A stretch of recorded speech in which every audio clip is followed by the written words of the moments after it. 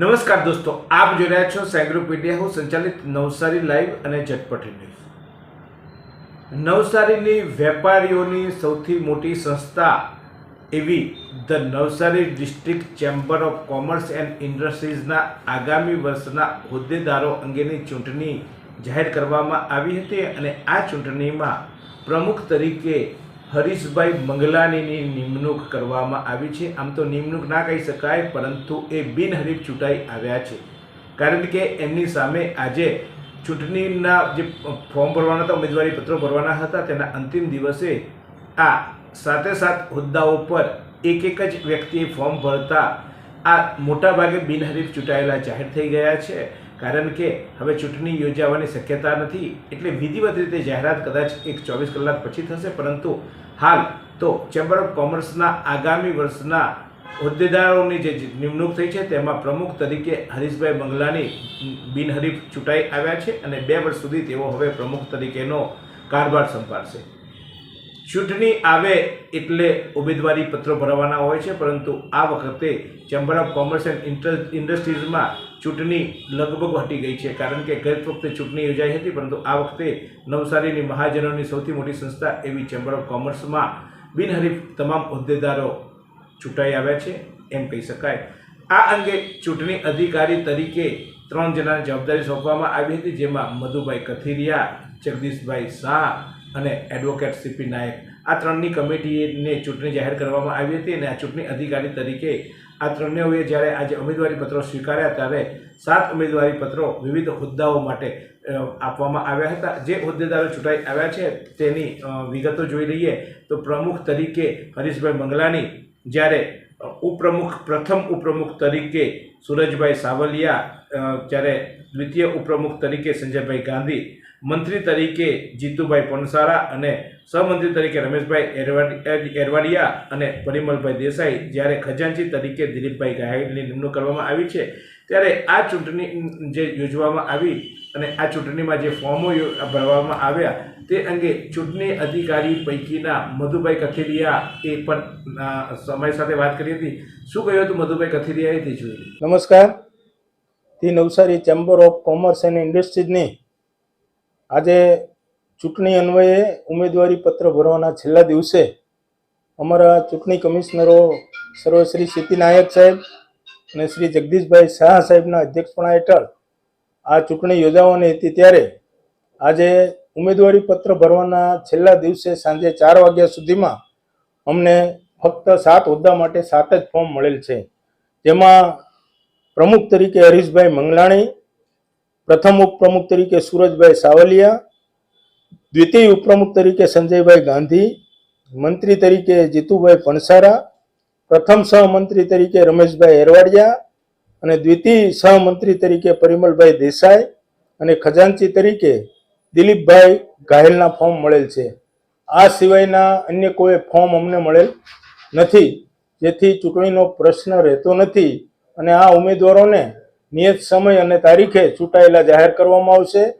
તમામ ઉમેદવારોને અમારા તમામ કમિશનરો વતી ખૂબ ખૂબ શુભેચ્છાઓ પાઠવું છું અને આગામી દિવસોમાં આ મહાજનની શ્રેષ્ઠ સંસ્થામાં શ્રેષ્ઠ અને સારા કામો થાય તેવી અમારા તમામ વતી શુભકામનાઓ પાઠવું છું। ધન્યવાદ।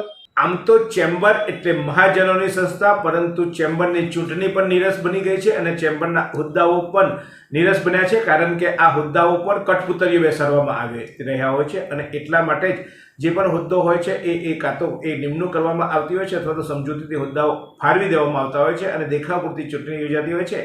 ત્યારે આ ચૂંટણીમાં હાલ તો હરીશભાઈ મંગલાણીને બિનહરીફ પ્રમુખ તરીકે જાહેર કરવામાં આવ્યા છે અને તેમની ટીમ આખી જાહેર કરવામાં આવી છે બિનહરીફ તરીકે।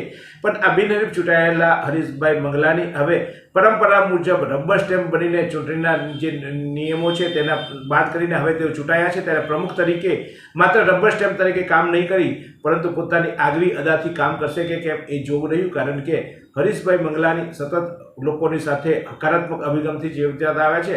મહાજનોના અનેક પ્રશ્નો છે, જે પ્રશ્નો સરકાર સામે હોય છે, જે પ્રશ્નો સરકારી અધિકારીઓ સામે હોય છે, પરંતુ ચેમ્બરના હોદ્દેદારો ચૂંટાયેલી પાંખના જ એટલે કે જે ચૂંટાયેલા પક્ષ હોય તેના સભ્યો હોવાથી તેઓ પક્ષની સામે અથવા સત્તાધીશો સામે બહુ અવાજ ઉઠાવી નથી શકતા, માત્ર રજૂઆતો કરે છે અને રજૂઆતોની ફોર્માલિટી ચતી હોય છે। ત્યારે આશા રાખીએ કે નવા ચૂંટાયેલા પ્રમુખ કંઈક નવો રૂખ અપનાવે એવી આશા અને અપેક્ષા સાથે આ જે ચૂંટણી અધિકારીઓ હતા એ પૈકીના સીપી નાયકે પણ પોતાનો પ્રતિભાવ આપ્યો હતો આ ચૂંટણી અંગે અને ચેમ્બર અંગે. શું કહ્યું હતું સીપી નાયકે તે પણ જોઈ લઈએ. આ ચેમ્બર ઓફ કોમર્સ એ આખા ડિસ્ટ્રિક્ટની સંસ્થા છે.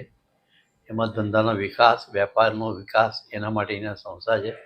અને બધા જે અમારા ભૂતપૂર્વ ચેરમેનો તથા વર્કરોએ બધાએ થઈને જે યુનિનિમસલી જે આ નક્કી કર્યું એ ખરેખર અભિનંદનને પાત્ર છે. અને એ વસ્તુ અમારા દરેક સભ્યની મેચ્યોરનેસ બતાવે છે. અને જેને કારણે આજે અમે ટાળી શક્યા છીએ ચૂંટણી સંગઠિતની કામ થાય, વિરોધથી કોઈ દાડો કામ ના થાય. અને જે બાકીના કાર્યો જે બાકી છે મેઇન અમારા કે ભાઈ ચેમ્બર ભવન બનાવવાનું એ બધું છે એ બધા સાથ સહકારથી પૂર્ણ થશે એવું મારું માનવું છે. જય હિન્દ, જય ભારત. તો સીપી નાયકે પણ અનેક અભિગમો છે કે ભાઈ સંગઠનની એકતા હોવી જોઈએ, ચોક્કસ કોઈ સંસ્થા હોય તેની એકતા હોવી જોઈએ. તો એકતા થકી આજે તો બિનહરીફ ચૂંટાઈ આવ્યા છે, પરંતુ આ ચૂંટણીમાં જે ચૂંટાયેલા લોકો છે એ કેવી રીતે રાજ કરશે?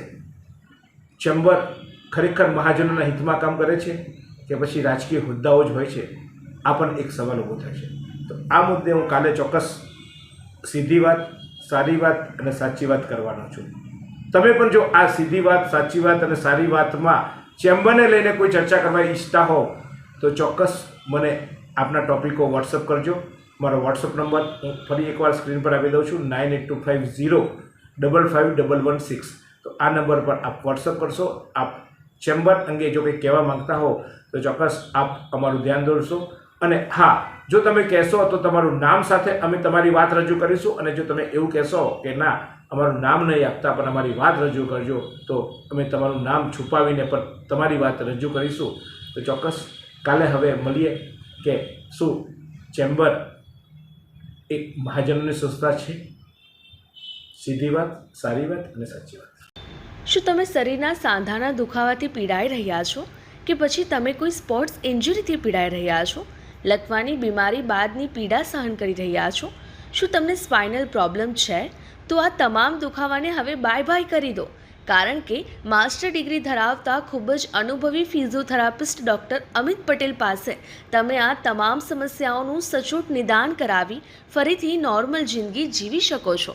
તો સરનામું નોંધી લો. Comprehensive care centre, DD street, library પાસે, અનુરાગ સારીઝની લાઇનમાં, નવસારી.